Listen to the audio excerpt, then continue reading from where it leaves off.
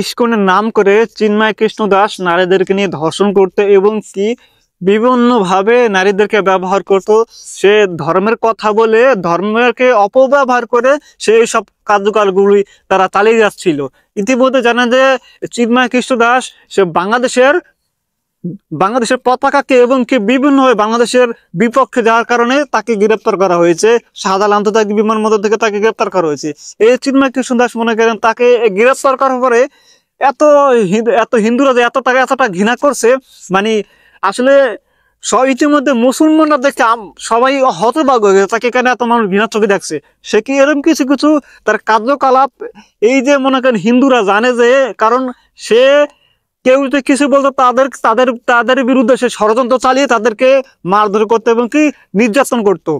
তার জন্য তাকে কেউ কিছু বলতে পারছিল না।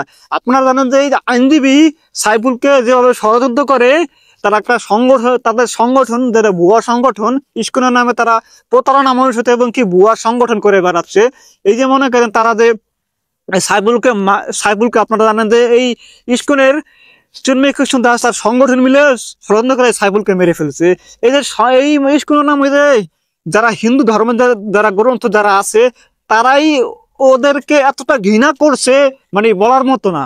গোবিন্দ সে একজন হিন্দু ধর্মের কোন একটা সংগঠনের মধ্যে আছে, সে যে বক্তব্যটা দিল, বক্তব্য দেখে সবাই হতভাগ্য। মূলত হচ্ছে ইস্কনের নামে চলছে, ইস্কনের ধারে কাছে নাই চলছে হচ্ছে চিন্ময়, মানে সে তো রীতিমত ভাবে আমরা যেদিন একদম বলছে যে তার মানে প্রতি মাসে নাকি 2.5 লাখ টাকা লাগে হাত খরচ, তার এই টাকাটা কোথা থেকে আসে কে আসে আমরা জানি।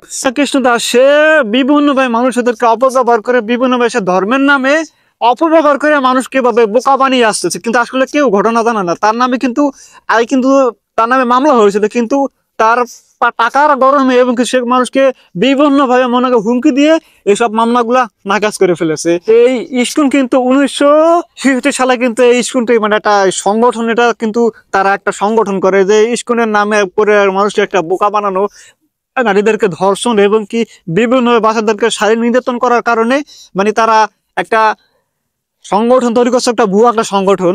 মানুষরা বলছে যে আমাদের ধর্মের উপরে আক্রমণ করা হচ্ছে, তার জন্য তারা এই চিন্ময় কৃষ্ণ দাসকে মানে সারানোর জন্য বিভিন্নভাবে তারা মিছিল মিটিং করে যাচ্ছে। আসলে তারা ঘটনা তারা শুধু এমনি এমনি লাভ হয়, সারা মেন ঘটনা জানেন না। কারণ যে এই চিন্ময় কৃষ্ণ দাস এতটা খারাপ ধরনের অপব্যবহার করছে মানুষদেরকে, তার জন্য তাকে হিন্দুরা তাদেরকে ঘৃণা করে। আসলে তারা শুধু লাভ পাচ্ছে, তারা ঘটনাগুলো না জানে তারা শুধু লাভ পাচ্ছে। এটি ভালো লাগলে অবশ্যই শেয়ার করে দেবেন আর ভিডিও সবার কাছে ছড়িয়ে দিন।